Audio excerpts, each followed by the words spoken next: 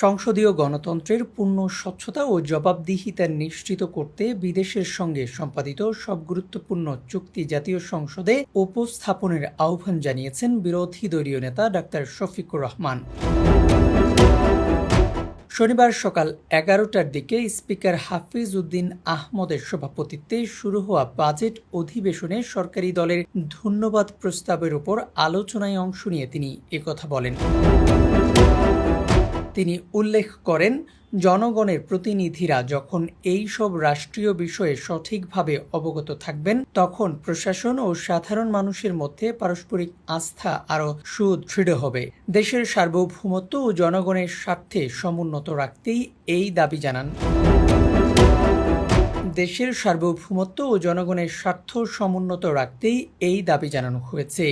সংসদে বিরোধী দলীয় নেতা ডাক্তার শফিকুর রহমান জোরালো আহ্বান জানিয়ে বলেন, এই জাতীয় সংসদকে যেন দেশের সকল গুরুত্বপূর্ণ কর্মকাণ্ডের মূল কেন্দ্রবিন্দু হিসেবে গড়ে তোলা হয়। সংসদকে বাইপাস বা উপেক্ষা করে কোনো সিদ্ধান্ত গ্রহণ করা মোটেও সমীচীন নয়, বরং সংসদের ভেতরে থেকেই সব রাষ্ট্রীয় কাজের সঠিক আলো ছড়ানো উচিত। সরকারি দল কেবল সব ক্রেডিট নিজেদের অ্যাকাউন্টে নেবে, আর বিরোধী দল সবকিছুতেই অন্ধ বিরোধিতা করবে। ব্যক্তিগত ও নীতিগতভাবে এই নেতিবাচক রাজনৈতিক সংস্কৃতি তারা সমর্থন করবে না।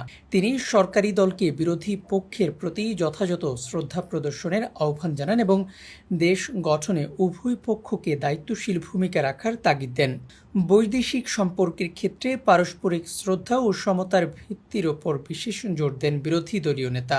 তিনি আশা প্রকাশ করেন যে সরকার প্রধান তার সাম্প্রতিক বিদেশ সফরে এই সতর্ক নীতি অবলম্বন করে এবং বাংলাদেশের স্বাধীন পররাষ্ট্র নীতিতে কেউ হস্তক্ষেপ করুক তা কোনোভাবেই মেনে নেওয়া হবে না।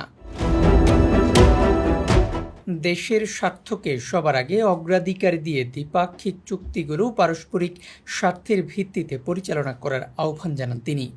বক্তব্যের শেষ অংশে তিনি প্রধানমন্ত্রীর সুস্বাস্থ্য, দীর্ঘায়ু এবং বর্তমান সরকারের সার্বিক সফলতা কামনা করেন। ইউএফটি ফার্স্টের সাথে ট্রেড করুন যে কোনো জায়গা থেকে।